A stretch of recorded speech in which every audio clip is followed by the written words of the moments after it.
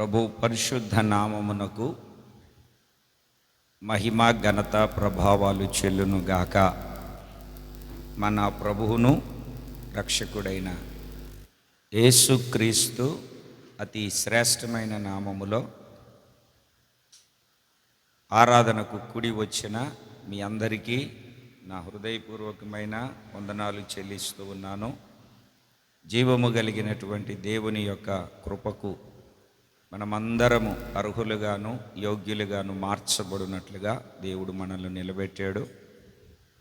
ఈ వాక్యం అయిపోయిన తర్వాత ఆయన రక్తమాంసాలకు మనము పాలి భాగస్థులం అవ్వబోతూ ఉన్నాము. విరిగిన హృదయము కలిగిన వారమై దేవుని సన్నిధిలో ఆయన రక్తమాంసాలు పుచ్చుకోవడానికి మనలను మనము సిద్ధపరచుకోవాలి. దేవుని ప్రియులారా, దేవుని ఉన్నతమైనటువంటి మార్గాలలో ప్రభు మనలను బలపరిచి స్థిరపరిచి నడిపించాడు. దేవుని యొక్క కృపా వాత్సల్యతను బట్టి దేవుని యొక్క సన్నిధిలో మనలను దేవుడు కనుపాపవలే కాపాడి ఆయన సన్నిధిలో నిలబెట్టుకున్నాడు. అందుకు దేవునికే మహిమ కలుగునుగాక. ఆమేన్. ఈరోజు పరిశుద్ధ బైబిల్ గ్రంథంలో క్లుప్తంగా చాలా తక్కువగా కొద్ది మాటలు నేను మీకు దేవుని వాక్యములో నుండి జ్ఞాపకం చేస్తాను. మనమందరము ప్రభువుని నమ్ముకున్నాం, రక్తమాంసాలలో పాలి భాగస్థులం అవుతూ ఉన్నాము. దేవుని ప్రియులారా, ప్రభువు రాకడకు రాజ్యానికి మనమంతా సిద్ధపరచబడవలసినటువంటి వారమై ఉన్నాము. ఆయన రాజ్యంలో మనం ప్రవేశించవలసినటువంటి వారమై ఉన్నాము. పాత నిబంధనలోనే ఒక సందర్భాన్ని నేను మీకు జ్ఞాపకం చేస్తూ రాకడకు మనం ఎలా సిద్ధపరచబడాలి అన్నటువంటి విషయాన్నే జ్ఞాపకం చేస్తాను. పరిశుద్ధాత్ముడు నా మనసులో ఉంచిన ఆ మాటను మనం జ్ఞాపకం చేసుకుందాం. పరిశుద్ధాత్ముడే మనకు బోధించి యేసయ్య జ్ఞానం ఇచ్చి తండ్రి ఆయన ఉద్దేశాన్ని మన ఎడల నెరవేర్చున్నట్లుగా రెండు చేతులు ఆకాశం వైపు చాపి చేతులూపుతూ బిగ్గరగా స్తోత్రాలు చెల్లిద్దాం. కొంచెం బిగ్గరగా స్తోత్రం స్తోత్రం స్తోత్రం స్తోత్రం స్తోత్రం. సంతోషం. దేవుని వాక్యములో నుండి దానియేలు గ్రంథము 1వ అధ్యాయము నేను చదువుతాను, మీరు జాగ్రత్తగా వినండి. దానియేలు గ్రంథము 1వ అధ్యాయము తీశారండి? కనపడ్డా దానియేలు? దానియేలు గ్రంథము 1వ అధ్యాయము 18వ వాక్యాన్ని నేను చదువుతున్నాను, మీరు జాగ్రత్తగా గమనించండి.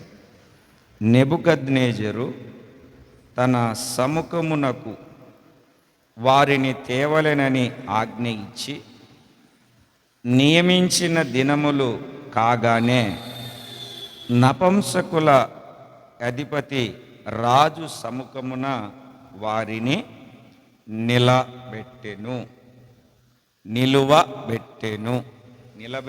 కాదు, నిలవబెట్టెను. వాక్యాన్ని మనం జాగ్రత్తగా గమనిస్తే నపుంసకుల అధిపతికి రాజు సెలవిచ్చారు. మీరు ఇప్పుడు 3వ వాక్యాన్ని చదివితే రాజు అశ్వేనజు అను తన నపుంసకుల అధిపతిని పిలిచి అతనికి ఇలాగు ఆజ్ఞాపించెను.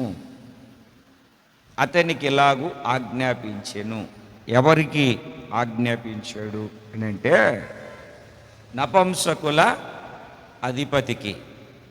ఇక్కడ వాక్యాన్ని మనం జాగ్రత్తగా గుర్తుపడితే గమనిస్తే రాజు ఒక ఆలోచన కలిగి ఉన్నాడు.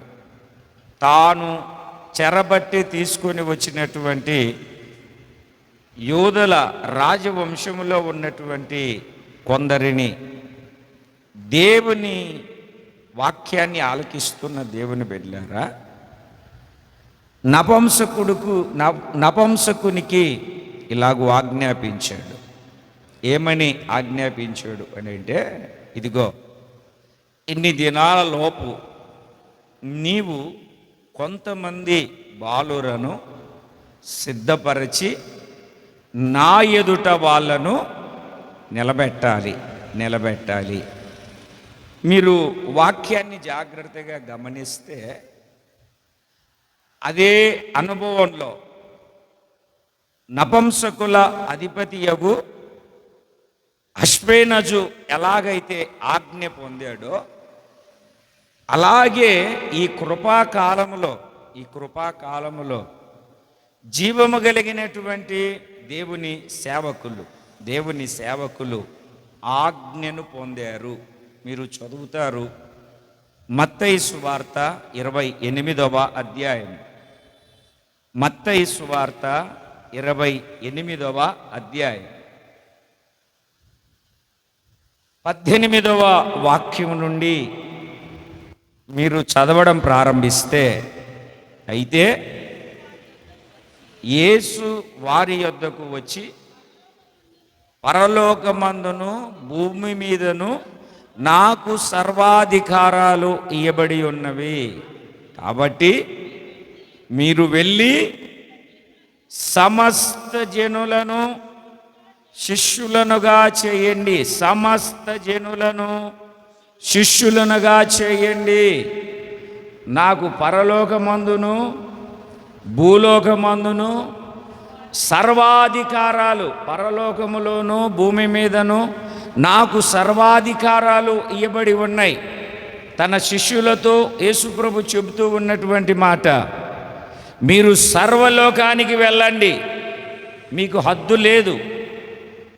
క్రీస్తు పరిచర్య ఒక ప్రాంతానికి, ఒక కులానికి, ఒక మతానికి, ఒక తెగకు, ఒక రాష్ట్రానికి, ఒక మూలకు చెందింది కాదు.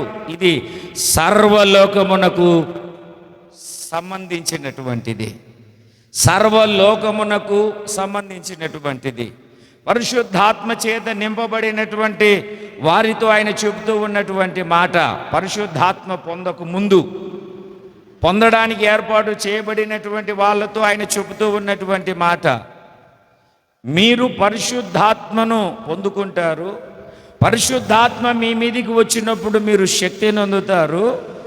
యూదయ, సమరయ, గలిలయ ప్రాంతాలు, దేశములంతటా భూమి దిగాంతాల వరకు మీరు నాకు సాక్షులై ఉంటారు. అక్కడ యూదయ, గలిలయ, సమరయ అని చెప్పి కింద భూమి దిగాంతాల వరకు మీరు నాకు సాక్షులై ఉంటారు. ఇక్కడ వాక్యాన్ని చదివినప్పుడు చక్రవర్తి రాజు నెబుకద్నెజరు తన సముఖమందు బాలురలను నిలబెట్టుకోవడానికి ఒక నపంసకునికి నియమించుకొని, ఆయన చెరబట్టుకొని వచ్చినటువంటి ఆ బాలురలలో, ఆయన చెరబట్టుకొని వచ్చినటువంటి ప్రజలలో బాలురలను తీసుకొని, ఎవరిని తీసుకొని, మరి గట్టి బలం కలిగిన వాళ్ళని చెప్పట్లేదు అక్కడ. బాలురు అంటే లేతగా ఉన్నటువంటి వాళ్ళు. ముదిరిపోయిన చెక్కకు మేకు కొడితే దిగదు. లేత మానును కోసి చెక్కగా ఎండబెట్టిన ఆ చెక్కకు కొడితే మేకు దిగుతుంది. బాలుడు అన్నిటినీ నేర్చుకోగలుగుతాడు. ఒకవేళ వయసు వచ్చినటువంటి, లేకుంటే ఆ నడిప్రాయం కలిగిన వ్యక్తి కానీ, వృద్ధుడు కానీ నేర్చుకోవాలి అని అంటే చాలా కష్టతరం అయిపోతుంది. అందుకే మన భక్తి ఎప్పుడు చిగురుస్తూ లేతగా ఎప్పటికప్పుడు రీఫ్రెష్ అవుతూ ఉండాలి మన భక్తి. ఆ మహోన్నతమైనటువంటి నెబుకద్నెజరు రాజ్యములో తన ఎదుట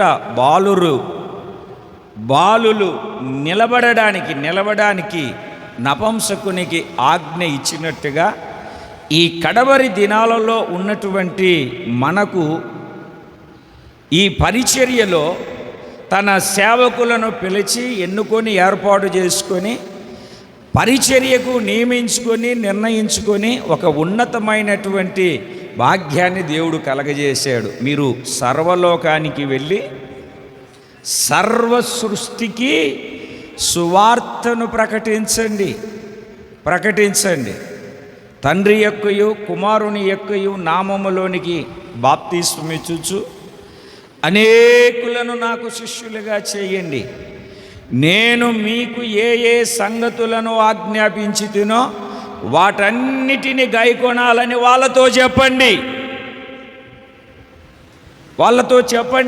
వాళ్ళు నేను ఏ సంగతులను ఆజ్ఞాపించానో అవన్నీ వాళ్ళు గైకొనాలి. దేవునికి స్తోత్రం కలుగును గాక.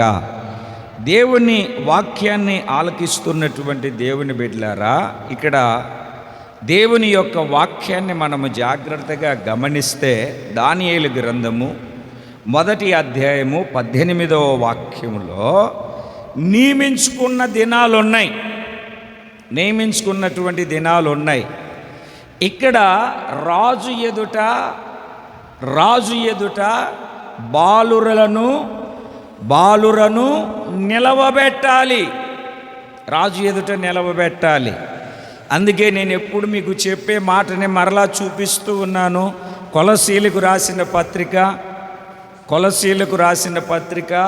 1వ అధ్యాయము 28వ వాక్యాన్ని మనము చదివినప్పుడు వాక్యం ప్రతి మనుష్యుని క్రీస్తునందు సంపూర్ణునిగా చేసి ఆయన ఎదుట నిలవబెట్టవలని సంపూర్ణునిగా చేసి ఆయన ఎదుట నిలబెట్టాలని దైవజనుడైన పౌలు గారు ప్రయాసపడుతూ ఉన్నాడు. నెబుకద్నెజరు రాజు తన ఎదుట బాలురను నిలవబెట్టుకోవాలని ఎలాగైతే ఆలోచన కలిగి నపుంసకుల అధిపతికి అశ్వేనజుకు ఎలాగైతే ఆజ్ఞ ఇచ్చాడో అలాగే ఈ కడవరి దినాలలో సమర్పించుకున్న ప్రతి సేవకుడికి దేవుడు ఆజ్ఞనిచ్చాడు. ఏమని ఆజ్ఞనిచ్చాడు అని అంటే, మీరు దానియేలు గ్రంథం 1వ అధ్యాయము 3, 4 వాక్యాలు 5 వాక్యాలు చదువుతూ ఉన్నప్పుడు ఆ వాక్యాన్ని మనము గుర్తుపడతాం. రాజు అశ్వేనజు అను తన నపుంసకుల అధిపతిని పిలిచి అతనికి ఇలాగూ ఆజ్ఞాపించెను, ఇశ్రాయేలీయుల రాజవంశములలో ముఖ్యులై లోపము లేని సౌందర్యమును సకల విద్యా ప్రావీణ్యత జ్ఞానమును కలిగి తత్వజ్ఞానము తెలిసిన వారై రాజు నగరునందు నిలవదగిన కొందరు బాలురను రప్పించి కల్దీయుల విద్యను భాషను వారికి నేర్పుము. మరియు రాజు తాను భుజించు ఆహారములో నుండి తాను పానము చేయు ద్రాక్షారసములో నుండి అనుదిన భాగము వారికి నియమించి 3 సంవత్సరములు వారిని పోషించి పిమ్మట వారిని తన ఎదుట నిలవబెట్టునట్లు ఆజ్ఞ ఇచ్చెను. మనం 1వ అధ్యాయంలో ఏం చదివాము అని అంటే, నియమించిన దినాలు, ఈ దినాలు నియమించిన దినాలు ఉన్నాయి. రాజు తన ఎదుట బాలురను నిలవబెట్టుకోవడానికి నియమించినటువంటి దినాలు ఉన్నాయి. ఆ దినాలు ఉన్నాయి. ఆ దినాల వరకు, ఆ దినాల లోపల వీళ్ళకు జరగవలసిన కార్యక్రమాలు ఉన్నాయి. గలతీ పత్రికలో మీరు చదువుతారు. గలతీ పత్రిక పరిశుద్ధ బైబిల్ గ్రంథంలో నుండి గలతీ పత్రిక 4వ అధ్యాయము మొదటి వాక్యాన్ని మీరు చదవడం ప్రారంభిస్తే,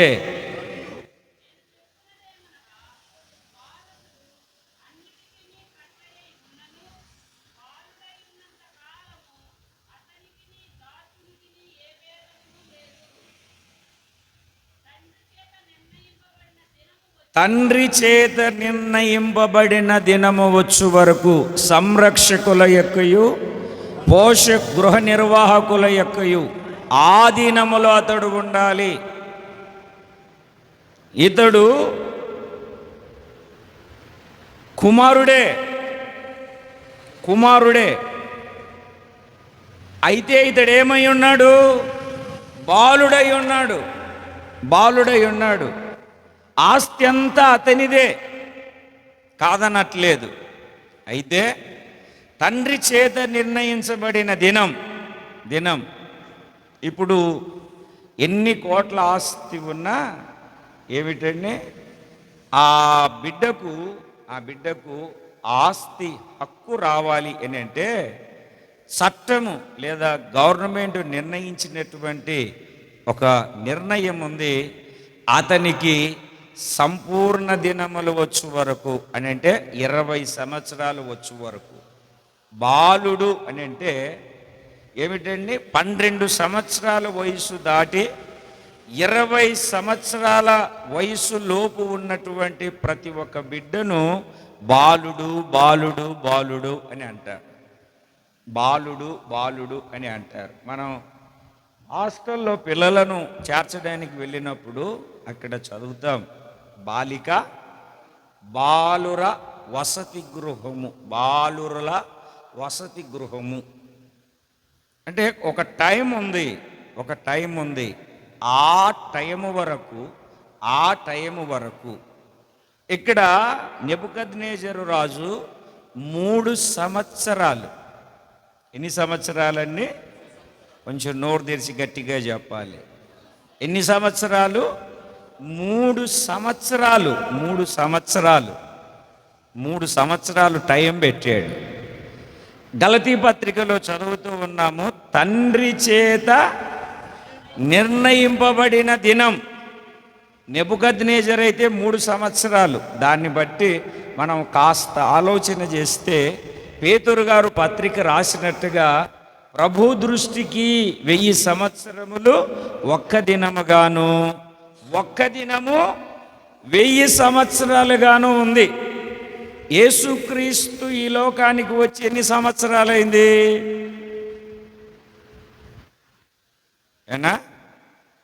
ఎన్ని సంవత్సరాలైంది? 2000 సంవత్సరాలు. అంటే ఆయన దృష్టికి 1000 సంవత్సరము ఒక దినము 1000 సంవత్సరాలు.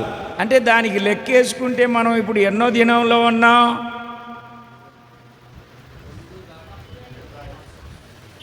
2 దినాలు అయిపోయినాయి. శుక్రవారం అయిపోయిందండి, శుక్రవారం అయిపోయింది, శనివారం అయిపోయింది. ఇప్పుడు ఏ రోజులో ఉన్నాం మనం? ఆదివారంలో ఉన్నాం. ఆదివారపు దినాన ఉన్నాం మనం. ఆదివారపు దినాన మనము దేవుని సన్నిధిలో సమకూర్చబడి ఉన్నాం. దేవుని లేఖనాలను ఆలకిస్తూ ఉన్నటువంటి ప్రియమైనటువంటి దేవుని పిల్లలారా, ఈ రోజున కృపగలిగినటువంటి దేవుని యొక్క మాటను మనము జాగ్రత్తగా ఆలకిస్తే, అంగీకరిస్తే, రాజు ఎదుట నిలబడే ఆ 3వ దినము ప్రభు యొక్క మహిమ కలిగినటువంటి రాకడలో, మహిమ కలిగినటువంటి ఆయన రాజ్యములో, ఆయన వచ్చు ఆ రాకడలో చేర్చబడే దినములో మనము ఉన్నాం. ఇది కడవరి దినాలు. చూడండి, దేవుడు ఎప్పుడో దానియేలు కాలములోనే మర్మయుక్తముగా రాకడ సందేశాన్ని సమకూర్చి పెట్టాడు. ఇంకా మనము ఎన్ని విషయాలు నేర్చుకుంటున్నామో పాత నిబంధన చరిత్రలో నుండి. నేను ఆ మధ్య ఒక ప్రాంతానికి 25 సంవత్సరాల కిందట సువార్తకు వెళ్తే, నేను పాత నిబంధనలో కొన్ని విషయాలు తీసుకొని చెప్తూ ఉన్నప్పుడు ఆయన క్రొత్త నిబంధన చిన్న పుస్తకం పట్టుకొని వచ్చి ఆయన నాతో నేను ప్రసంగం చేసిన తర్వాత ఆయన చేసి పాత నిబంధన మనకు కాదు, అది యూదుంది, మనకు అవసరం లేదు, మనకు ఉపయోగం లేదని చెప్పాడు. అప్పుడు నేనన్నాను, పాత నిబంధనలో ఉన్న వచనాలే కొన్ని క్రొత్త నిబంధనలో ఉన్నాయి, అవన్నీ కొట్టేసి చెప్పు ప్రసంగం అని చెప్పాను. అంతే కదండి, పాత నిబంధన మనకు అవసరం. పాత నిబంధన క్రొత్త నిబంధన కలిపి పరిశుద్ధాత్మని ప్రేరేపణ ద్వారా ఒక గ్రంథాన్ని దేవుడు మన చేతిలో పెట్టాడు అని అంటే, ఈ కడవరి కాలములో ఉన్నటువంటి మనము ఎన్నో ఆత్మ సంబంధమైన విషయాలు నేర్చుకొనవలసిన వారమై ఉన్నాము. నేర్చుకోవాలి మనం. యేసుక్రీస్తు వచ్చిన దగ్గర నుండి ఆయన రాకడ, పెంతెకోస్తు పండుగ దినమున పరిశుద్ధాత్మ కృమ్మరించబడిన దినము మొదలుకొని ఆయన రాకడ పర్యాంతరం వరకు ఆ మధ్యకాలములో రాజవంశీకులను చూడండి. అక్కడ మనం ఎవరిని ఎన్నుకోవాలి, ఎవరిని ఆయన ఎదుట నిలబెట్టాలి అని అంటే బాలురను. ఎవరినండి? కొంచెం నోరు తెరిచి గట్టిగా చెప్పాలి. బాలుడను. 11 సంవత్సరాలు వచ్చినా, 12 సంవత్సరాలు వచ్చినా, 15 సంవత్సరాలు వచ్చేంత వరకు చిన్నపిల్లోడు అంటాం. 14 సంవత్సరాలు దాటిన తర్వాత ఏమంటాం మనం? ఈడు బాలుడు అంటాం. ఏమంటామండి? బాలుడు. దేవుని బిడ్డలారా, ఆ బాలుడికి సంపూర్ణమైనటువంటి యవ్వనం, ఒక సగటు మనిషిగా ఎప్పుడు ఆ వ్యక్తిని లెక్క పెడతాము మనము అని అంటే 20 సంవత్సరాలు దాటిన తర్వాత. ప్రభు పరిశుద్ధ నామానికి స్తోత్రం కలుగునుగాక. కొంచెం గట్టిగా చెప్పండి. 16 సంవత్సరాల వయసున్న ఆధార్ కార్డు తీసుకొని వెళ్ళి రిజిస్టర్ దగ్గరికి వెళ్ళి, వీడికి పెళ్లి చేయాలి, రిజిస్టర్ చేయండి అనండి. ఏమంటాడు?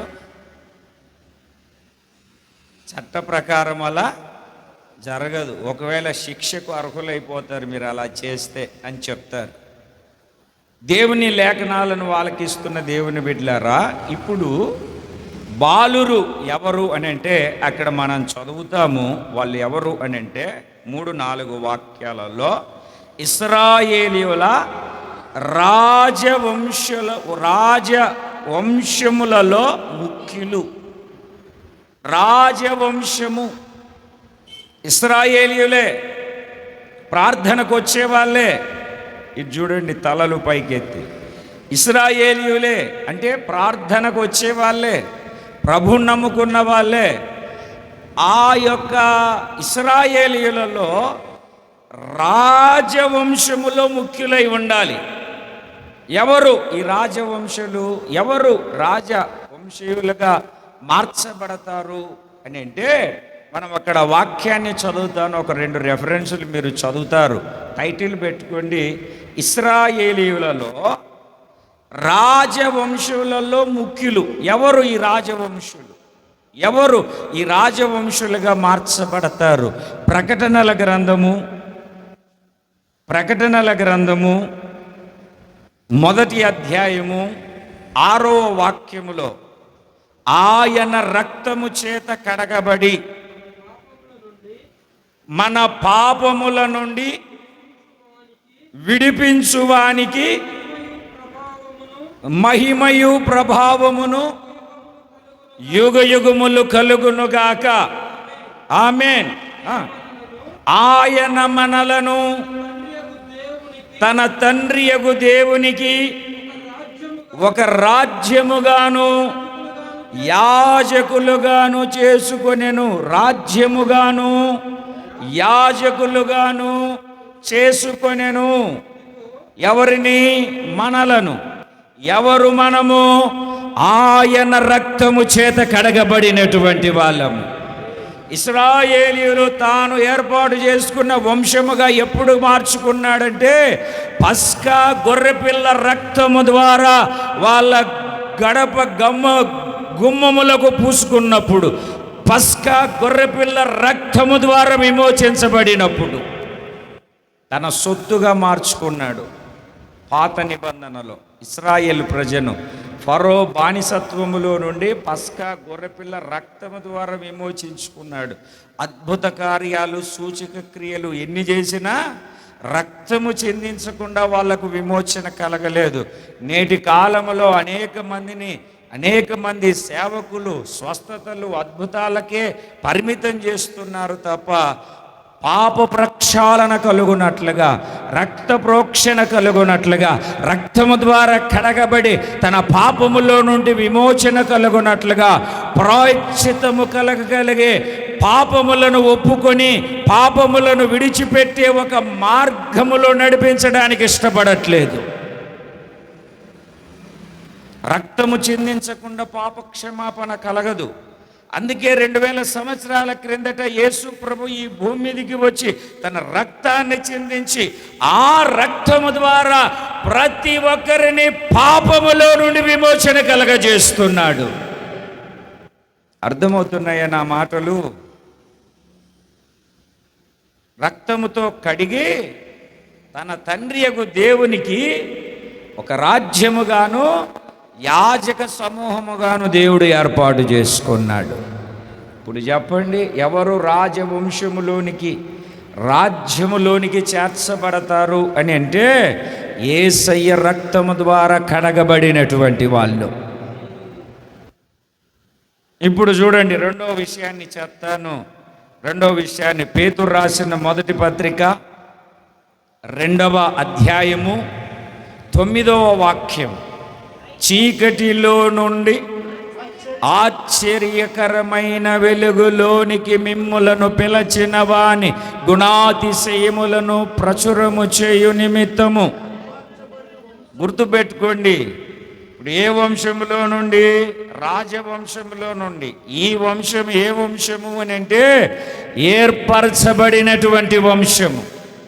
ఏర్పరచబడిన వంశమును, రాజులైన యాజక సమూహమును, పరిశుద్ధ జనమును, దేవుని సొత్తైన ప్రజలమునై ఉన్నాము. గట్టిగా చప్పట్లు కొట్టి జీవము కలిగిన దేవుని నామాన్ని మహిమపరుద్దాం. మనం ఎవరు? ప్రత్యేకించబడినటువంటి వాళ్ళ.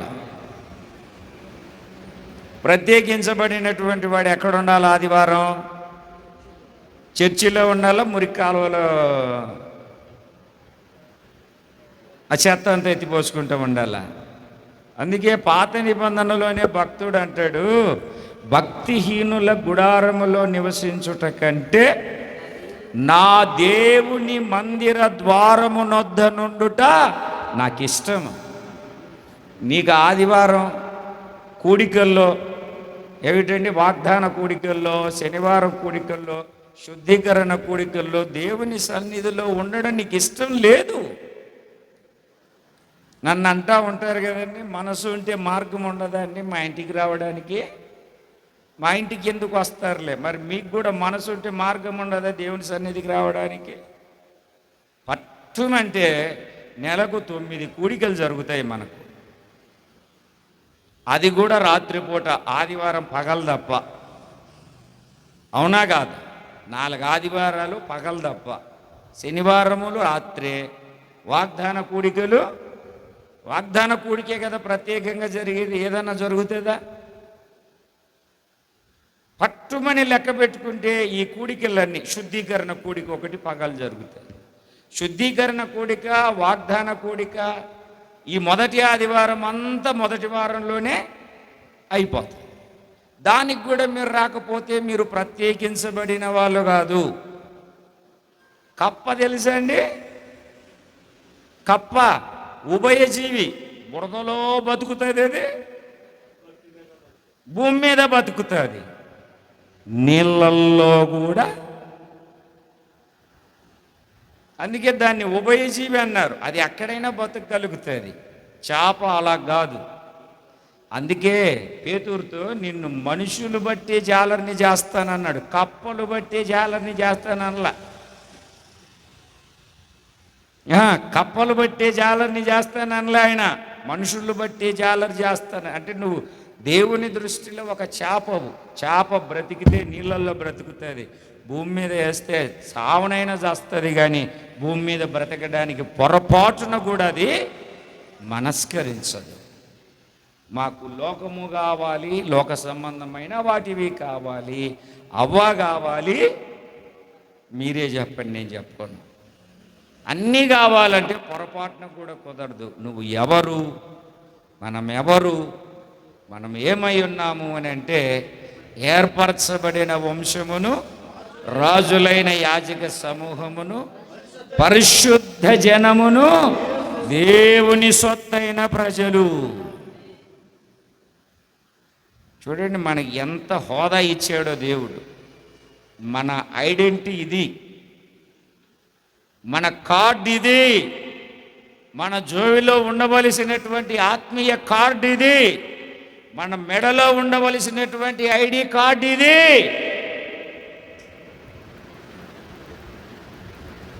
మెడలో ఆయా ఆఫీసులకు, ఆయా ఉద్యోగాలకు వెళ్ళే వాళ్ళు కార్డులు వేసుకుంటారు. ఇది మన బ్రతుకులో, మన ప్రవర్తనలో ఉండవలసినటువంటి కార్డు ఇది. పొద్దున కూడా స్తోత్ర ప్రార్థనలో ఎందుకో రాజవంశములో యాజకత్వము చేసేదను. ఎంత అద్భుతమైనటువంటి మాట. చీకటి నుండి వెలుగులోనికి నన్ను పిలచిన తేజోమయ. చీకటిలో నేనున్నప్పుడు అనే రాగం వస్తుంది. మనలను ఆ విధంగా నిలబెట్టుకోవడానికి దేవుడు ప్రత్యేకపరుచుకున్నాడు, ఏర్పాటు చేసుకున్నాడు. ఇప్పుడు చెప్పండి, చీకటిలో నుండి, పాపములో నుండి పరిశుద్ధతలోనికి పయనించిన వాళ్ళు రాజవంశకులు. ఇంకా నాకు చీకటే కావాలి, ఇంకా నాకు పాపమే కావాలి, ఇంకా నాకు పాత అలవాట్లే కావాలి. ప్రభువుని నమ్ముకున్న నేను బూతులు మానను కదా, ప్రభువుని నమ్ముకున్న సీరియల్ చూడడం మానను కదా, అంటే నువ్వు రాజవంశకుడివి కాదు. ఇప్పుడు ఏ బాలురను ఆజ్ఞ పొందినటువంటి నపుంసకుడు, ఏ వ్యక్తుల్ని దేవుని ఆజ్ఞ పొంది అభిషేకించబడినటువంటి ప్రత్యేకించబడిన సేవకుడు ఏర్పాటు చేయాలి?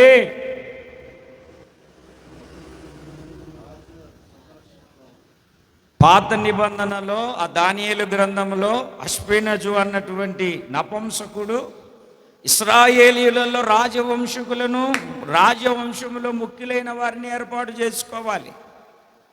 ఇప్పుడు ఈ క్రొత్త నిబంధన సార్వత్రిక సంఘములో ఎవరిని ఎన్నుకొని ఏర్పాటు చేసుకోవాలి అని అంటే, చీకటిలో నుండి వెలుగులోనికి వచ్చి పాపములకు ప్రక్షాళన చేయబడి పాప క్షమాపణ ఉంది.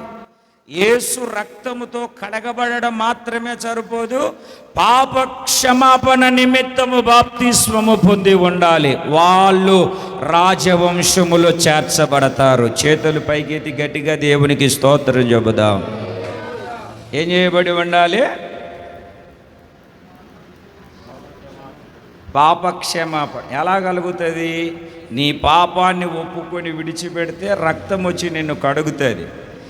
రక్తం వచ్చి కడిగిన తర్వాత పాప క్షమాపణ నిమిత్తము నీవు బాప్తిస్మము తీసుకోవాలి. అప్పుడు రాజవంశములో చేర్చబడతావు. ఎవరినైనా పిల్లోని తీసుకొని వచ్చి పెంచుకున్నామంటే సరిపోదు, దత్తత తీసుకున్నామంటే సరిపోదు. నువ్వు దత్తపుత్రుడిగా మార్చబడాలి అంటే, నేను గత దినాల్లో మీకు అనేకమైన విషయాలు చెప్పాను. మనము అపవాది సంతానం. ఒకప్పుడు మీ జనకుడు అపవాది అంటాడు. అయితే క్రీస్తు మనలను కొన్నాడు, విలువ పెట్టి కొన్నాడు, దత్తత్వం చేసుకున్నాడు. ఒకటి రక్తము ద్వారా, రెండవది బాప్తిస్మము ద్వారా, మూడవది పరిశుద్ధాత్మాభిషేకము ద్వారా స్వీకృత పుత్రాత్మను దేవుడు మనకు అనుగ్రహించి దత్తపుత్రాత్మనిచ్చి మనలను దత్తత చేసుకున్నాడు. రోమాపత్రిక 6వ అధ్యాయము గలతీ పత్రిక 4వ అధ్యాయము ఇంటికి వెళ్ళిన తర్వాత మీరు చదువుకోండి, ఇప్పుడు వద్దు, టైం లేదు. మీకు ఎక్కడ ఖాళీ ఉంటుందిలేండి. దేవునికి స్తోత్రం కలుగును గాక. కొంచెం చెప్పండి గట్టిగా. వీళ్ళు రాజవంశీకులు, వీళ్ళు ఏమై ఉండాలి? లోపము లేని సౌందర్యము. బాగా గమనించండి, ఏ సౌందర్యము? లోపము లేని సౌందర్యము.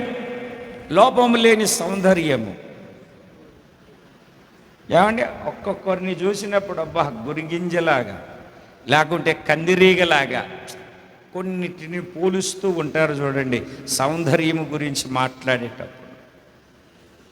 మా రాయలసీమలో అయితే చక్కగా ముక్కున్న వాళ్ళని చూసినప్పుడు కోటర్ వేసినట్టుగా, కోటర్ కాదు, కోటర్ అనుకున్నారు మీరు, కాడికి నాగలికి మధ్యలో ఒక తాడేస్తాడు పనివాడు. ఎంత చక్కగా ఉంటుంది తెలుసా? అది ఎంత లాగినా కాడైనా ఇరిగిపోవాలి కానీ తాడు తెగిపోదు. అంటే లోపం లేని అంత సౌందర్యం. కోటరేసినట్టుగా ఉందిరా ఈడి ముక్కు, ఎంత చక్కగా ఉందిరా ఈడి ముక్కు. పోలుస్తూ ఉంటారు కొన్నిటికి. ఎన్ని పోల్చినా మనిషి లోపము కలిగినటువంటి వాడే. బైబిల్లో అబ్షాలోము ఉన్నాడు, నడినెత్తి మొదలుకొని అతని జుట్టు మీరేం పెంచుతారు, మీరేం వేస్తారు కలరు? అతని జుట్టు ఎంత ఉంటుందో తెలుసా అండి? నడినెత్తి మొదలుకొని అరికాలు వరకు సౌందర్య విషయంలో లోపం లేనివాడు. కాకపోతే తండ్రి గుండెల్లో గుణపొందించినటువంటి వాడు. ఎంత సౌందర్యం అంటే ఏం లాభం? లోక సంబంధమైనది. సామెతల గ్రంథకర్త అదే అంటాడు కదా, అందం మోసకరం, సౌందర్యం వ్యర్థం అంటాడు. నీకు ఏ సౌందర్యం కావాలంటే ఆత్మీయ సౌందర్యం కావాలి. కీర్తనల గ్రంథము 45వ కీర్తన 11వ వాక్యాన్ని మీరు 11వ వాక్యాన్ని చదవండి ముందు. ఈ రాజు నీ ప్రభువు, అతడు నీ ఆస్తి, నీ లోక సంబంధమైనవి కాదు ఆయన కోరుకునేది, నీ సౌందర్యాన్ని కోరుకుంటున్నాడు. ఆ సౌందర్యం ఎక్కడ దొరుకుతుంది? ఆ సౌందర్యం ఏమిటి అంటే పరిశుద్ధత. ఆ సౌందర్యం ఏమిటండి? లోపము లేని సౌందర్యం. ఇదే దానియేలు, మిషాయేలు, అజర్య, హనన్య, అంటే షడ్రకు, మేషకు, అబేద్నెగో మీకు బాగా పరిచయం కావాలంటే, ఈ పోషించే క్రమంలో ద్రాక్షారసము ఏమిటండి, మాంసము, ఈ అపవిత్రమైనవన్నీ పెడుతూ ఉంటే ఈ నలుగురు వెళ్ళి అదే నపుంసకుడి దగ్గరికి, అయ్యా మేము అవి తినమయ్యా, మాకు అలవాటు లేదయ్యా. అరే మీరు చిక్కిపోతే మీరు మీరు మీరు నశించిపోయి, మీరు క్షీణించిపోతే రాజు నన్ను చంపేస్తాడు. ఒక్క 10 దినాలు మమ్మల్ని పరీక్ష చేయండి, మేము శాకాహారం తింటాం, మమ్మల్ని పరీక్ష చేయండి, టెస్ట్ చేయండి. సరే 10 దినాలు వాళ్ళేమో ద్రాక్షారసము, ముక్కలు, కక్కలు, కోళ్ళు, పందులు, ఏది పడితే అది తినేశారు పీకల దాకా. వీళ్ళు మాత్రం కలిగిందే ప్రార్థన చేసుకొని, కలిగిందే ఒక తీర్మానంతో తింటూ ఉన్నారు. 10 రోజులు అయిపోయింది. ఇక్కడ ద్రాక్షారసము, మాంసము తిన్నటువంటి వాళ్ళను ఇటువైపు నిలబెట్టాడు, ఈ నలుగురిని ఇటువైపు నిలబెట్టారు. అలా వాళ్ళను వీళ్ళను చూసి పరీక్షిస్తే మాంసాలు, ద్రాక్షారసము అవి తిన్న వాళ్ళ ముఖాల కంటే వీళ్ళ ముఖాలు సౌందర్యముగాను కలగాను ఉన్నాయి. తిండిలో కూడా పరిశుద్ధత, కూర్చునే దగ్గర కూడా పరిశుద్ధత. దుష్టుల ఆలోచన చొప్పున, ఎప్పుడు చెప్తాను కదా, పాపుల మార్గమున అపహాసకులు కూర్చుండు చోటు ప్రతి విషయంలో, నిలిచే విషయంలో, కూర్చునే విషయంలో, నడిచే విషయంలో నీకు ఒక పరిశుద్ధత, దుష్ట సాంగత్యం మంచి నడవడికను చెడిపేస్తుంది. ఇది లోపము లేని సౌందర్యం. ఆ సౌందర్యం పేరేమిటంటే పరిశుద్ధత.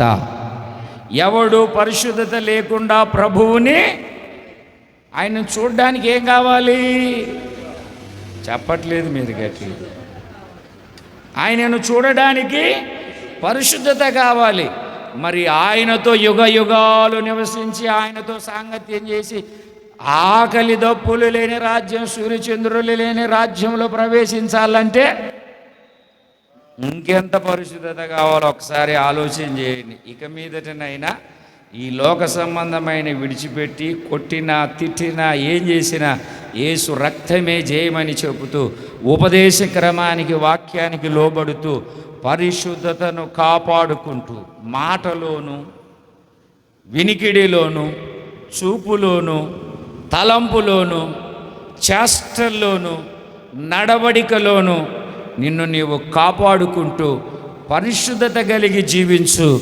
ప్రభువు వచ్చు రాకడకు సిద్ధపరిచే అనుభవములో నువ్వు మొదటి మెట్టు ఎక్కినట్టే. రెండు చేతులు పైకెత్తి సంతోషంగా దేవునికి స్తోత్రం చెబుదాం. వీళ్ళకి ఏముండాలి? లోపము లేని మంచోడే కానివ్వండి, కానీ రాకూడదు. అమ్మాయి అందంగా ఉంది కానీ ఏమైంది? అబ్బాయి కంటే 6 అడుగు హైట్ ఉందండి, చేసుకుంటాడా? మాట్లాడట్లేదు మీరు. అమ్మాయి అందంగానే ఉంది కానీ అబ్బాయి కంటే 6 అంగుళాలు పొడవుంది. మళ్ళీ హీల్స్ చెప్పులు 4 అంగుళాలు వేస్తే 10 అంగుళాలు అవుతుంది. ఈడేమో పొట్టేలాగా ఉంటుంది. అమ్మాయిని ఇలా చూడాలాడు, కుదరదు. బాగుంది కానీ అనకూడదు. అందుకే వాళ్ళు చెప్పినట్టు మనం అందరికీ నచ్చం. వాక్యము నిలువుటద్దం ముందు నిలబడి మనలను మనం సరి చేసుకుంటూ వెళ్తే దేవునికి నచ్చుతాం. ఆయనకు నచ్చాలి మనం. స్తోత్రం చెప్పట్లేదు మీరు, చెప్పరు, నాకు తెలుసు. మీకు అవి అవసరంలే. వస్తుంది, ఇదిగో వస్తుంది, గుమ్మం దాకా వచ్చిందని చెప్తే అప్పుడు చప్పట్లు కొడతారు. దేవునికి స్తోత్రం కలుగునుగాక. తర్వాత ఏమై ఉండాలి వాళ్ళు? సకల విద్య ప్రావీణ్యతయు జ్ఞానమును కలిగి తత్వజ్ఞానము తెలిసిన వారై ఉండాలి.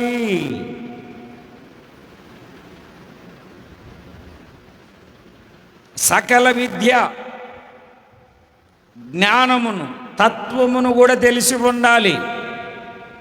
దేవునికి స్తోత్రం కలుగునుగాక. బుద్ధి జ్ఞానముల సర్వ సంపదలు ఆయన యందే ఉన్నాయి. ఆయన వివేకమును అనుగ్రహించినటువంటి శక్తి కలిగినటువంటి దేవుడు. అన్నీ ఆయనలోనే దాచబడి ఉన్నాయి. ఇంకా కిందికి వస్తే ప్రియమైన దేవుని వాక్యాన్ని ఆలకిస్తూ ఉన్నటువంటి దేవుని బిడ్డలారా, వాక్యాన్ని మనం చదువుతాం పరిశుద్ధ బైబిల్ గ్రంథంలో 4వ వాక్యం చివరిలో, రాజనగరునందు నిలవదగిన కొందరు బాలురను రప్పించి కల్దీయుల విద్యను, భాషను వారికి నేర్పాలి.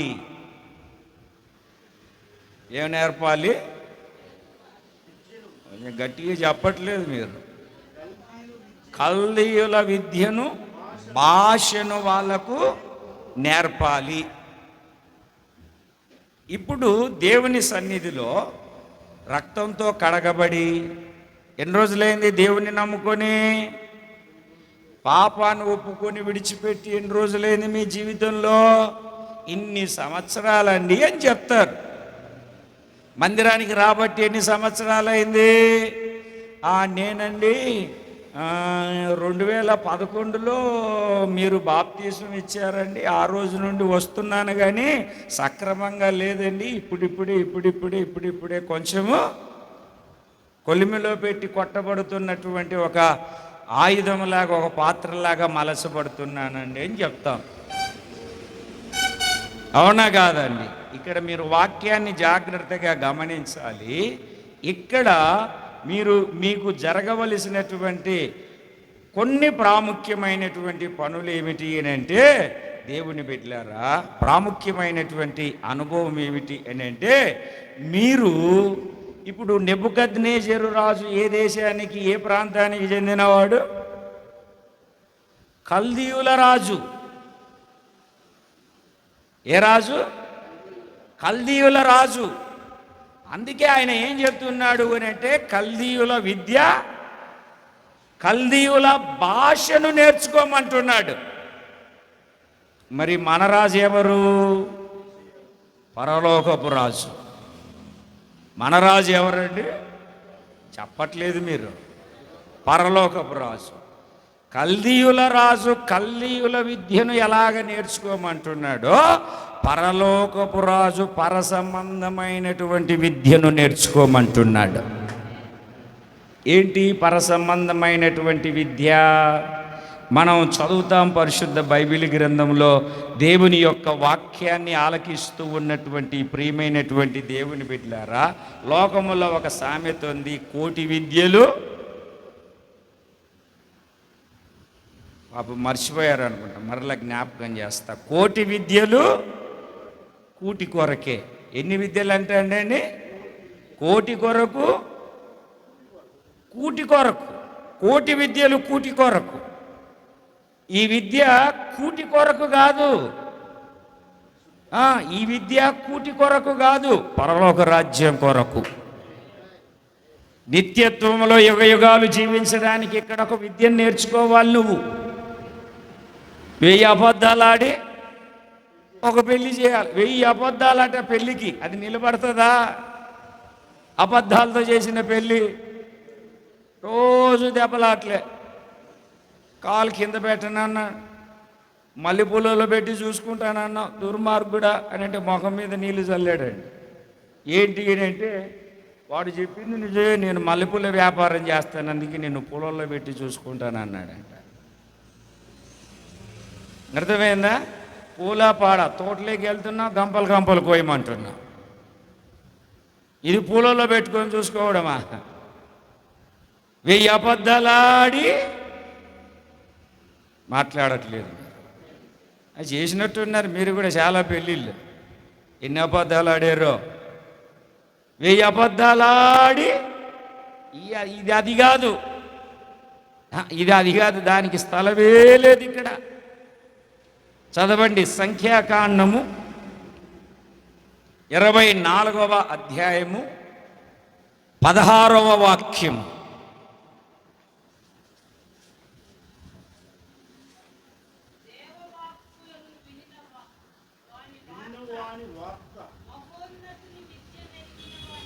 మహోన్నతుని విద్య నెరిగిన వాని వార్త. మహోన్నతుని విద్య నెరిగిన వాని వార్త. ఎవరండి మహోన్నతుడు? దేవుడు. మహోన్నతుడైనటువంటి దేవుడు, సర్వాధికారి అయినటువంటి దేవుడు. మహోన్నతుడైనటువంటి దేవునికి ఒక విద్య ఉంది. హలో, అనాలోచనగా ఉండొద్దు దేవుని సన్నిధిలో. మహోన్నతుడైనటువంటి వానికి ఒక విద్య ఉంది. అది ఇప్పుడు మనం నేర్చుకోవాలి. బైబిల్లో చాలా విద్యలు ఉన్నాయి. గారడి విద్య, మంత్ర విద్య, ఏమిటండి సకల విద్యా ప్రావీణ్యత.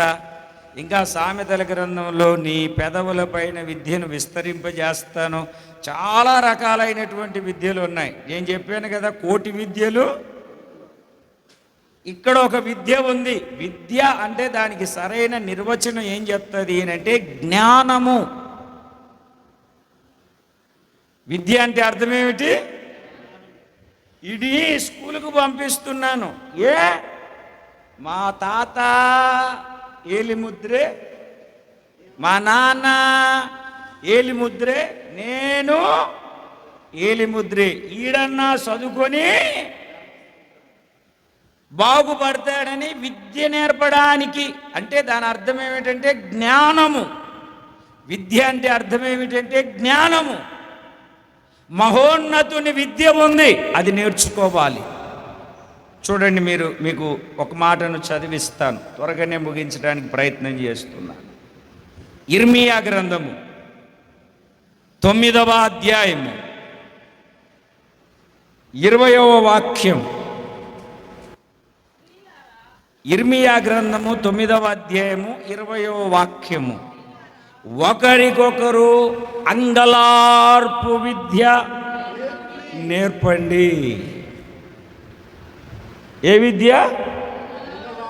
గట్టిగా చదవండి ఆ మాటను. ఏ నేర్పాలి? కాస్త తలలు పైకి ఎత్తండి. మన పిల్లలకి ఏం నేర్పుతున్నాం? పలానోడి అన్నాడంటే సిగ్గు లేదారా నీకు, అసలు నా కడుపులోనే పుట్టావు నువ్వు అని పళ్ళు రాలగొట్టి రావాల్సింది. అప్పుడు కుటుంబం అంతా జైలుకి వెళ్ళిపోతుంది. ఎక్కడికి? అవేనా మనం నేర్పాల్సింది. ఏం నేర్పాలి? స్తోత్ర ప్రార్థన నేర్పుతున్నావా? బైబిల్ చదివేది నేర్పుతున్నావా? మందిరానికి వచ్చేది నువ్వు నేర్చుకొని నీ పిల్లలకు నేర్పుతున్నావా? నేర్పాలి. ఏం నేర్పాలి అని అంటే అంగలార్చే విద్యను నేర్పాలి. ఒకరికొకరు ఒకరికొకరు ఒకరికొకరు. హలో, సేపు సేపు సేపు ఏం వండావు? చెప్పు. వంకాయ. మేము రొయ్యలు తెచ్చి పులుసు పెట్టుకున్నాం, గుడ్డు పొడిచిపెట్టి గుడ్డు. చెప్పు చెప్పు. ఇది తినడానికి ఫోన్ చేసాడు, మాట్లాడుతుంది ఈ మనిషి. చెప్పు, ఏం చేస్తున్నావు? అవునా, నేను ఈరోజు 400 సంపాదించా. నువ్వు వెళ్ళలేదా? ఈ మాట్లాడు. ఇక్కడ వాక్యం ఏం చెప్తుందంటే ఒకరికొకడు ఏం నేర్పాలట? స్త్రీలారా, మీ పిల్లలకు రోదన చేయడము. నేను చదివేది మీరు చదవట్లే. స్త్రీలారా, మీ పిల్లలకు రోదనము చేయ నేర్పండి. రోదనం చేసేది నేర్పండి, ఏడ్చేది నేర్పండి, ఏడ్చేది నేర్పండి. ఒకనికొకడు. ఇర్మియా వాళ్ళమ్మ అంగలార్చేది అని చరిత్రకారులు చెప్తారు. ఆ విద్య ఈయనకు నేర్పింది. ఇర్మియాకు ఒక పేరేంటో తెలుసా అండి? కన్నీటి ప్రవక్త. కన్నీటి ప్రవక్త. తన ప్రజల కోసం ఎంత కన్నీరు కారుస్తారో, ఎంత అంగలారుస్తారో. విలాపవాక్యాన్ని చదవండి, చక్కగా తెలుస్తుంది ఆయన యొక్క అంగలార్పు ఏ విధంగా ఉంటుందో. స్తోత్రం చెబుదాం ఒకసారి గట్టిగా. ఏం నేర్చుకోవాలి? విద్య నేర్చుకోవాలి. ఏ విద్య? లోకములో ఉన్న విద్య కాదు.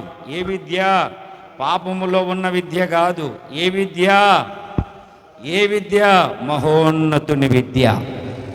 ఆ విద్య ఎక్కడ నేర్పబడుతుంది? ఎక్కడ నేర్చుకుంటావు అని అంటే పరిశుద్ధ బైబిల్ గ్రంథంలో నేర్చుకుంటావు.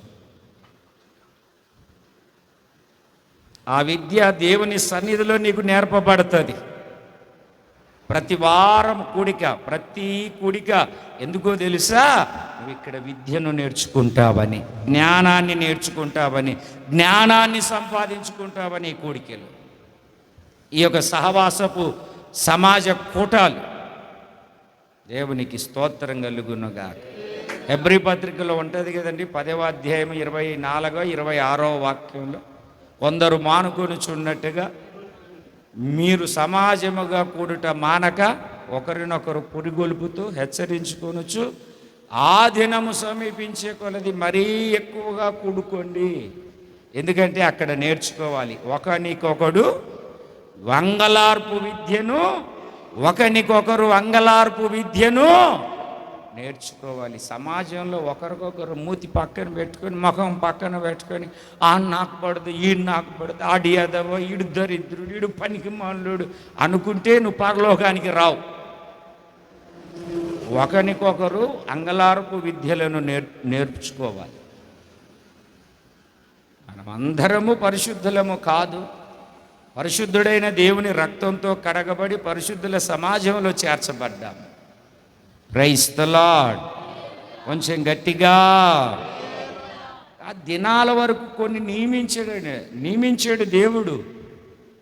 కల్దీయుల విద్యను నేర్పమంటున్నాడు ఆయన. కల్దీయు రాజు గనక మన రాజు పరలోకపు రాజు. ఏ విద్యను నేర్చుకోవాలి మనం?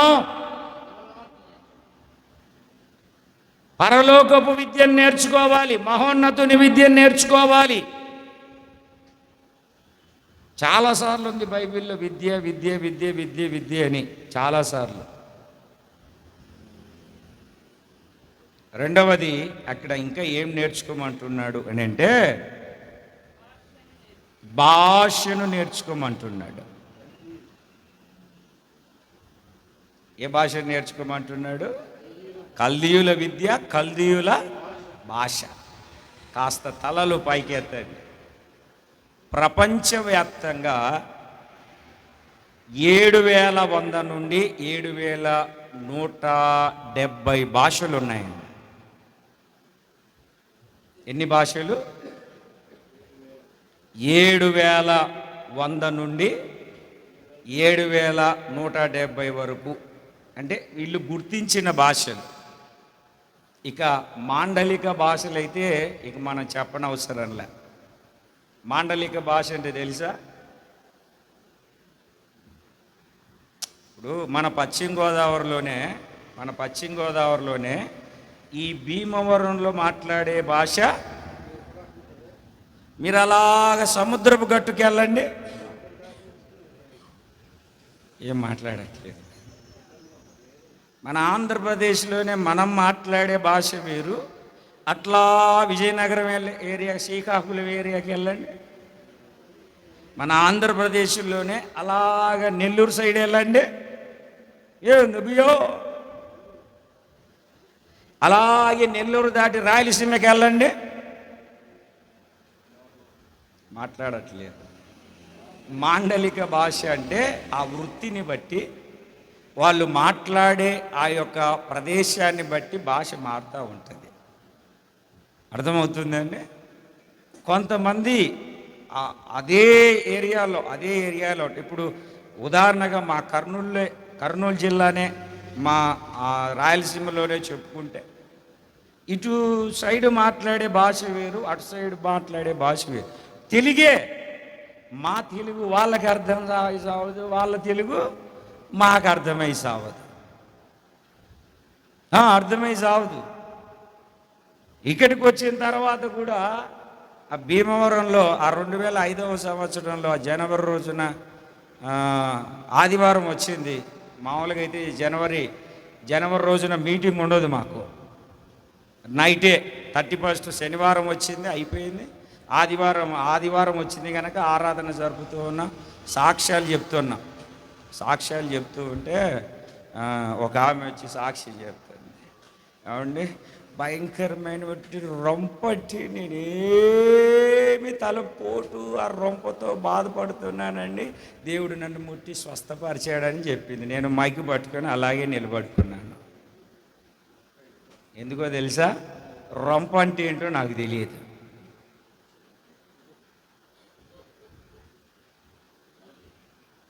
సాక్ష్యం చెప్పించాలి. నేను ఇప్పుడు మైక్ పట్టు ఇట్లా చూస్తున్నాను. ఇక్కడ మా పాస్టర్ గారు 3 సంవత్సరాల నుండి భీమవరంలో సేవ చేస్తాడు. పిలిచి ఆ రొంప అంటే జలుబు, ఈమెను జలుబు నుండి, తలనొప్పి నుండి దేవుడు విడిపించాడు, అందుకు స్తోత్రం అని అప్పుడు చెప్పా. ఇవి మాండలిక భాషలు, అంటే ఈ ప్రాంతంలో వాడే. రాయలసీమకి వెళ్తే మధ్యలో ఉన్నదాన్ని మేము నడుమ అంటాం, నడుమ. మరి మనము మధ్య అంటారా? ఇప్పుడు మీ ఇంటికి పని చేయడానికి వచ్చాడు అనుకోండి, మీకు తెలిసిన వాళ్ళే, ఫ్రెండ్సే, ఎక్కడ పెట్టమంటారు? మధ్యలో పెట్టనే దాన్ని ఆ మయాన్ని పెట్టేసి, మధ్యలో మయాన పెట్టేసి. మయాన అంటే మాకేం అర్థమయ్యి సార్. ఎన్ని భాషలు ఉన్నాయి ప్రపంచంలో? 7100 లేదా 170. ఇక మాండలిక భాషలను కలుపుకుంటే ఇంకా పెరుగుతుంది సంఖ్య. మన భారతదేశంలోనే 800కు పైగా భాషలు ఉన్నాయి. గూగుల్ చెప్తున్నటువంటి మాట. ఎన్ని భాషలు? మీకు ఎన్ని భాషలు తెలుసు? ఇంతకుముందు ఒకసారి అడిగినట్టున్నాను, మొన్ననే విన్నాను నా ప్రసంగం. ఎన్ని భాషలు తెలుసు నీకు?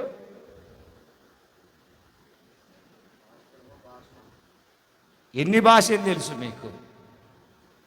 మన భారతదేశంలోనే 800కు పైగా.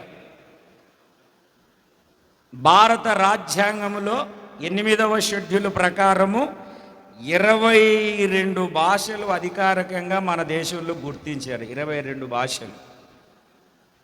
ఇంకా మనం లోపలికి వెళ్తే ఎన్ని భాషలో ఉంటాయి.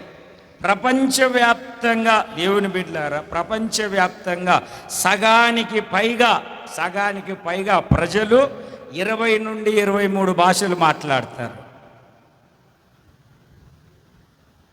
20 నుండి 23 భాషలు మాట్లాడతాడు. అమ్మా ఎన్ని భాషలు వచ్చు నీకు? నేను చెప్పట్లేదు, మీరు ఎన్ని భాషలు వచ్చు మీకు? మిషనరీ పితామహుడు విలియం కేరీ మన దేశానికి వచ్చి 30కి పైగా భాషలు నేర్చుకొని, మాండలిక భాషలు కూడా నేర్చుకొని బైబిల్ను తర్జుమా చేశాడు. ఎన్ని భాషలు చూడండి, 30 భాషలు నేర్చుకొని గూగుల్ చెప్తున్నటువంటి సత్యం. ఈరోజున దేవుని సన్నిధికి చేరి ఉన్నటువంటి ప్రియమైన దేవుని బిడ్డలారా, మనము 7000 భాషలు, 7000కు పైగా భాషలు ఇవన్నీ కాదు, కానీ మనకు ఒక భాష ఉంది. అది పర సంబంధమైనటువంటి భాష. చెప్పండి, నోరు తెరిచి గట్టిగా చెప్పండి దేవునికి. ఏ భాష? ఏ భాష? నెబుకద్నెజరు రాజు కల్దీయుల రాజు గనక కల్దీయుల భాష నేర్చుకోమన్నాడు. మనకు ఒక భాష ఉంది, పరసంబంధమైనటువంటి భాష. మీరు ఆది కాండములోనికి వెళ్తే ఈ భాషలు, ఆది కాండము 11వ అధ్యాయం, అక్కడ తారుమారైపోయాయి భాషలన్నీ. అప్పుడు అన్నీ ఒకే భాష. ఎందుకు భాషలు తారుమారైపోయాయి అంటే దేవుని చిత్తానికి వ్యతిరేకంగా వాళ్ళు గోపురం కట్టుకున్నారు. అందుకే తారుమారు చేసేసాడు. ఇన్ని భాషలు వచ్చాయి. ఈ భాషలన్నీ ఒక భాషలోనే వచ్చాయా అని టెస్ట్ చేస్తే ఒక్క భాషలోనే వచ్చినట్టుగా భాషను పరీక్షించినటువంటి ఏమిటండి జ్ఞానం కలిగినటువంటి వాళ్ళు చెప్పారు. హిందీలో అమ్మనేమంటారు? మా. తెలుగులో అమ్మనేమంటారు? అమ్మా. ఇట్లా కొన్ని లింకులు కలుపుకుంటూ పోతే మొదటి ఒక భాష ఉంది, తర్వాత భాషలు పెరిగాయని చెప్తారు. అక్కడ తారుమారైపోయినటువంటి భాష ఇప్పుడు ఇక్కడ పరిశుద్ధాత్మ అభిషేకము ద్వారా మనందరికీ అర్థమయ్యే ఒక ఉన్నతమైనటువంటి భాషను దేవుడు, అది పర సంబంధమైనటువంటి భాషను అర్థం చేసుకునే ఆలోచననిస్తున్నాడు. ఇదే దానియేలు గ్రంథంలో బెల్షాజరు కూర్చొని యెరూషలేములో నుండి తెచ్చినటువంటి పాత్రలలో ద్రాక్షారసం పోసుకొని త్రాగుతూ ఉంటే చేతి వ్రేళ్ళు వచ్చి గోడ మీద రాసే మెనే టెకేలు ఉపారిస్తా అని. ఎవరు చెప్పారండి? జ్ఞానులు చెప్పారా? గారడి విద్య కలిగిన వాళ్ళు చెప్పారా? మంత్రజ్ఞులు చెప్పారా? తత్వవేత్తలు చెప్పారా? వాళ్ళమ్మ చెప్తుంది, మీ తండ్రి కాలంలో ఒకడున్నాడు నాన్న, అతడు దేవుని ఆత్మ కలిగినటువంటి వాడు, అతను పిలిపించుకో చెప్తాడు. వచ్చి చెప్పాడు.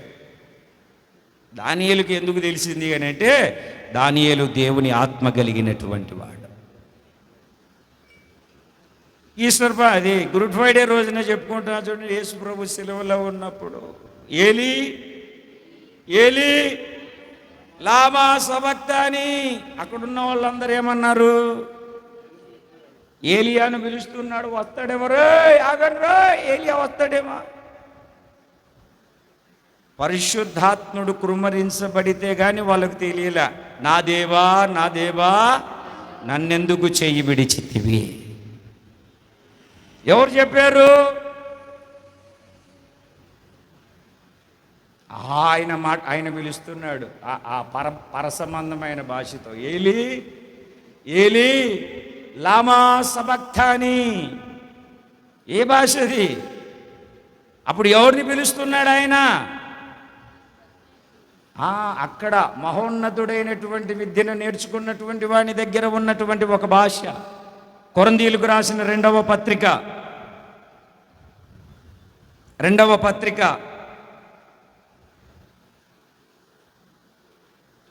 చదువుదామా? 12వ అధ్యాయము 3వ వాక్యం.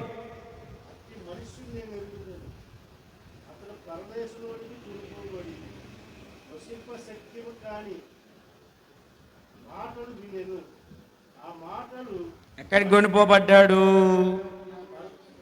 అయ్యా? పరదేశికి కొనిపోబడ్డాడు. అక్కడ పలుకలేని, పలకకూడని మాటలు విన్నాడు.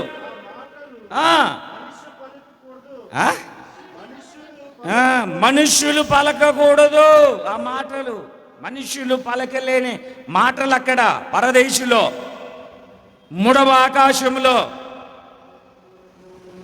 పౌలు గారు చెప్తూ ఉన్నాడు చూడండి, ఇంకొక తర్జుమాలో, అక్కడ వివరించడానికి వీలు కాని విషయాలు విన్నాడట. వివరించడానికి వీలు కాని. దేవునికి స్తోత్రం కలుగునుగాక. చెప్పండి కొంచెం గట్టిగా. నాకు మా అమ్మకు హిందీ మరాఠీ బాగా వచ్చేది. రాయలసీమలో ఆ జనాల మధ్యలో మేము హిందీ మాట్లాడుకుంటే అలాగే చూసుకుంటూ ఉండేవాళ్ళు. అంతెందుకు, నేను మా అమ్మ హిందీ మాట్లాడుకుంటే పాస్టర్ గారు అలాగే చూసుకుంటూ ఉండేది. ఏం అర్థమయ్యేది కాదు, మేము మాట్లాడుకుంటూ ఉండేవాళ్ళం. అర్థమైందా? ఇప్పుడు మీ మధ్యలో సాయిబు వచ్చి ఉర్దూ మాట్లాడాడు అనుకో, తప్పుగా అనుకోవద్దు నన్ను. ఎట్లా ఉంటుంది అలా అట్లా అనుకోవడం తప్ప ఇంకేం లేదు. అక్కడ మనం మాట్లాడే ఒక భాష ఉంది, అది నేర్చుకోవాలి. ఎవరు నేర్పుతారు ఆ భాష అంటే? పరిశుద్ధాత్ముడు. అది కూడా రావట్లేదు, చూసావా? ఆనందం కానీ సంతోషం కానీ లేదు. ఎప్పుడు వదులుతావా ముద్దు తినేసి వెళ్ళిపోవడానికి రెడీగా ఉండి ఎండకు తట్టుకోలేకరు బాబు. దొరికేరు. ఎక్కడ వదిలేదు మిమ్మల్ని? దేవుని పరిశుద్ధ నామమునకు స్తోత్రం కలుగునుగాక. వాటిని చెప్పడానికి మనిషికి సెలవు లేదట. అటువంటి భాష అక్కడ ఉంది. ఇక్కడ మనం ఏం చేయాలి అని అంటే, పరిశుద్ధాత్ముని ద్వారా, మీరు కొరింథీయులకు రాసిన మొదటి పత్రిక 12వ అధ్యాయంలో, ఒక ఆత్మ వలనే భాషలు అర్థము చెప్పు వరం అని మనం మాట్లాడుతూ ఉంటాం. నేను భాషలతో మాట్లాడి లబ గబ అనాలని నేను చెప్పట్లేదు సుమా, మీరు జాగ్రత్తగా. అది వరం. పరిశుద్ధాత్ముడు ఎవరికి ఇస్తాడో అది వాళ్ళే మాట్లాడగలుగుతారు, వాళ్ళే పొందుకోగలుగుతారు. ఇక పొందుకోవాలన్న తపన లేని వాళ్ళకు దేవుడు ఎందుకు ఇస్తాడు? ఏం భయ్యా? ఆ తపన లేని వాళ్ళకి ఇవ్వడు. నేనయ్యా భాషలతో మాట్లాడాలి. పౌలు గారు కూడా భాషలతో ఇంకా ఎక్కువగా మాట్లాడాడు. ఆ మధ్య ఎవడో వచ్చి చెప్పాడు, భాషలు లేవు గీషలు లేవు అయిపోయాయి. అది పట్టుకొని మనం వేలాడుతున్నాం. దేవదూతల భాష, నానా విధములైన భాష, ఎన్ని భాషలు ఉన్నాయో పరిశుద్ధాత్మ వరము ద్వారా పరలోకం. చూడండి, మెనే టేకేలని ఆత్మ కలిగిన దానియేలే చెప్పగలిగాడు. నా ఏలి లామా సబక్తాని అని అంటే పరిశుద్ధాత్మ కుమ్మరించబడిన తర్వాతనే గ్రంథస్థం చేశారు. దేవుణ్ణి పిలుస్తున్నాడని. వాళ్ళంతా ఏలియాని పిలిచాడేమో అనుకున్నారు. పరిశుద్ధాత్ముడు కుమ్మరించబడి ఆ సత్యం ఎరిగేంత వరకు. ఎందుకు నేను ఈ మాటను చెప్తూ ఉన్నానంటే, మనము పరసంబంధమైనటువంటి భాషను నేర్చుకోవాలి. అది పరిశుద్ధాత్ముడు నేర్పుతాడు. వాళ్ళు విద్య లేని పామరులని ఎరిగారట. వాళ్ళు ఈ గ్రంథములో ఉన్న విషయాలు చెప్తుంటే వీళ్ళు యేసుతో కూడా ఉన్నారు. ఎప్పుడు ఆ మాట? పరిశుద్ధాత్మ చేత నింపబడిన తర్వాత ప్రతి లేఖనము, ప్రతి సారాంశము వాళ్ళు ఎత్తి చెబుతూ ఉన్నప్పుడు.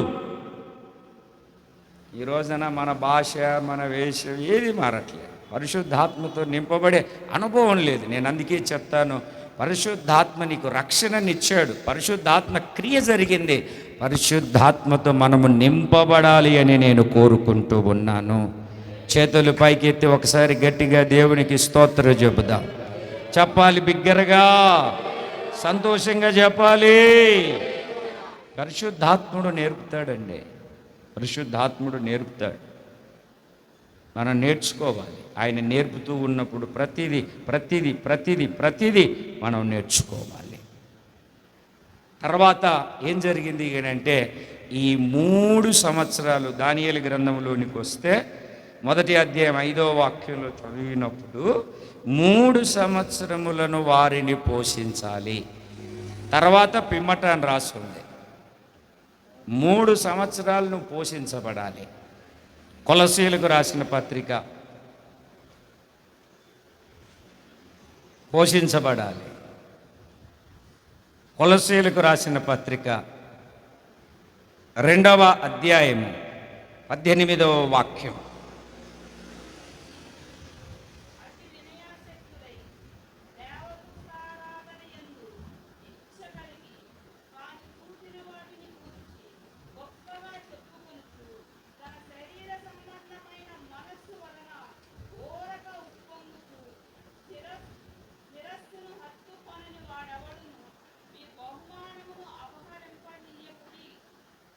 శిరస్సు మూలముగా సర్వ శరీరము కీళ్ళ చేతను నరముల చేతను పోషింపబడి అతుకబడినదై దేవుని వలన కలుగు వృద్ధితో అభివృద్ధి పొందుచున్నది. అక్కడ దాకా వచ్చావు, అక్కడ ఆగిపోయావమ్మా. ఏంటంట? శిరస్సు మూలముగా సర్వ శరీరము కీళ్ళ చేతను నరముల చేతను అతకబడి పోషించబడాలి. కీళ్ళు అంటే ఎముకలు, ఎముకలు అని అన్నప్పుడు ఉపదేశం. నరములు రక్తాన్ని సరఫరా చేసేది గుండె దగ్గర నుండి. రక్తము అని అంటే ప్రాణం, ప్రాణప్రదమైనటువంటి ఉపదేశము ద్వారా మనము పోషించబడాలి. ఎఫెసీ పత్రికలో కూడా మీరు చదువుతారు, 5వ అధ్యాయము. ఎఫెసీ పత్రిక 5వ అధ్యాయము 30వ వాక్యం. తన శరీరమును ద్వేషించువాడు ఎవడును లేడు గాని ప్రతివాడును దానిని పోషించి సంరక్షించుకొనును. మనము క్రీస్తు శరీరమునకు అవయములై ఉన్నాము గనుక అలాగే క్రీస్తు కూడా సంఘమును పోషించి. మనం ఎవరి ద్వారా పోషింపబడాలి? మనము దేని ద్వారా పోషింపబడాలి? వాక్యము ద్వారా, ఉపదేశము ద్వారా. సంఘమనే శరీరములో కీళ్ళ చేత నరముల చేత అతుకబడినటువంటి వారమై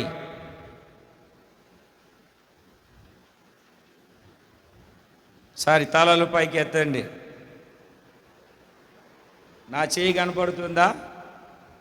కీళ్ళు ఎక్కడున్నాయి నా చేతికి? అన్ని వద్దు కానీ ఇదిగో ఇక్కడ ఇక్కడ ఇక్కడ ఇక్కడ. దీని అంతటిని ఏమంటాం? విభాగించేటప్పుడు జబ్బా, చెయ్యి, మణికట్టు, ఏమిటండి? హస్త ముద్ద, వ్రేళ్ళు. వేళ్ళ దగ్గరికి వచ్చేసరికి బొటన వేలు, చూపుడు వేలు, పెద్ద వేలు, ఉంగరం వేలు, చిటికెనేలు. ఒక చేయిలో ఇన్ని విభాగాలు చేస్తున్నాం కదా. ఆ విభాగాలు చేయడానికి గల కారణం ఏంటో తెలుసా? కీళ్ళు. 206 203 207 అనా డాక్టరు కన్ఫ్యూజ్కి చెప్పాడా? పోనీలే, 206 ఎముకలు మనం కలిగి ఉన్నాం. ఇన్ని ఎముకలు ఒక శరీరంలో ఉన్నాయి. ఈ కీలు నీకు నాకు సంబంధం లేదని బయటికి వెళ్తే నన్ను అందరూ మొండి చేయుడా అంటారు. పోనీలే, వెళ్ళిపోయిన ఆ హస్తం ఏమైపోతుంది? ఎండిపోతుంది. అర్థమైనట్లేదు మీకు? ఈ ఈ చెయ్యి, ఈ హస్తము వేరైపోతే నన్ను అందరూ ఏమంటారు? మొండి చేయడా అంటారు. ఇప్పుడు వేరుపరచబడినటువంటి ఈ హస్తము ఏమన్నా బాగుపడుతుందా? ఉపకారం లేదు, బాగుపడదు. ఈ కీళ్ళ చేత ఏమిటండి? చూడండి, ఒక్కొక్క దానికి ఒక్కొక్క పేరు పెట్టుకుంటూ వచ్చాం మనం కదండి. దీని అంతటిని కలిపి ఏమంటున్నాం? ఇట్లాంటివి 206 ఎముకలు మన జీవితంలో, మన శరీరంలో ఉండి ఏమిటండి అన్నీ ఒకదానికొకటి అతుక్కొని ఏమై ఉన్నాయి? ఇప్పుడు శరీరముగా అమర్చబడి ఉంది. శరీరముగా ఏ ఎముకలలో 206 ఎముకల్లో ఏ ఎముక వేరైపోయినా దాన్ని ఏమంటారు? లోపము అంటారు. ఆ ఎముకలు ఎలాగైతే అత్తుకొని ఉన్నాయో క్రీస్తు ప్రేమలో మనం ఐక్యము కలిగినటువంటి వారిగా మార్చబడాలి. ఈ ఎముకలను, ఈ ఎముకలకు అత్తుకొని ఉన్నటువంటి మాంసమును, ఎముకల లోపల దాచబడి ఉన్నటువంటి అవయవములను నరములు రక్తాన్నిచ్చి పోషిస్తూ ఉంటాయి. రక్తాన్నిచ్చి పోషిస్తూ ఉంటాయి. శిరస్సు ద్వారా కడుపులోకి వచ్చి, కడుపులో నుండి బయటికి వచ్చి. దేవునికి స్తోత్రం కలుగునుగాక.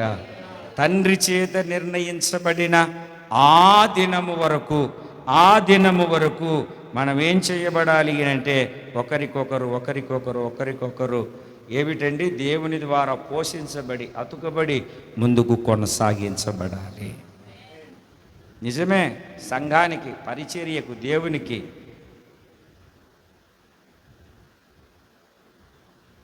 నువ్వు గుండె లాంటి వాడివే, నువ్వు కిడ్నీ లాంటి వాడివే. నీ శరీరంలో నుండి గుండెను బయటికి తీస్తే దేనికి ఉపయోగం లేదు. అందుకే మనం అందరము ఒక శరీరంలో అవయవంలాగా ఉండి క్రీస్తు ద్వారా సంరక్షించబడి పోషించబడాలి. 2 చేతులు పైకెత్తి గట్టిగా దేవునికి స్తోత్రం చెప్పుదాం. తండ్రి చేత నిర్ణయించబడిన దినము. ఎన్ని దినాలు పోషించబడాలి? 3 దినాలు, 3 సంవత్సరాలు. 3 సంవత్సరాలు, 3 సంవత్సరాలని 3 దినాలుగా మనం పోల్చుకుంటే ప్రభు దృష్టికి 1000 సంవత్సరాలు ఒక దినముగాను, ఒక దినము 1000 సంవత్సరాలుగాను. 3 సంవత్సరాలను 3 దినాలుగా మనము పోల్చి చెప్పుకుంటే దేవునికి స్తోత్రం కలుగును. అప్పటికే 2 సంవత్సరాలు 2 దినాలు అయిపోయాయి. ఎన్నో దినంలో ఉన్నాం చెప్పండి మీరు కొంచెం గట్టిగా. మరి తండ్రి చేత నిర్ణయించబడిన ఆ దినం ఎప్పుడో మనకు ఒకటి వాస్తవం చివరి దినాల్లో ఉన్నాం. ఆయన గుమ్మము దగ్గర ఉన్నాడు. ఎప్పుడు బయటికి వస్తాడో తెలియదు, వస్తాడు. అప్పటికి మనం ప్రిపేర్ అయ్యి రెడీ అయిపోయి నిలబడి ఉండాలి. అందుకు ఈ ఉన్నతమైనటువంటి ఉపదేశాన్ని దేవుడు మనకు అనుగ్రహించాడు. అందరూ ఒకసారి లేచి నిలబడతాం. లేచి నిలబడిన మనం అందరం తీర్మానంతో ఒక చిన్న ప్రార్థన చేసుకుంటాం. ఈ ఆరాధనలో దేవుడు తన ఉన్నతమైనటువంటి కృపను మనకు అనుగ్రహించాడు.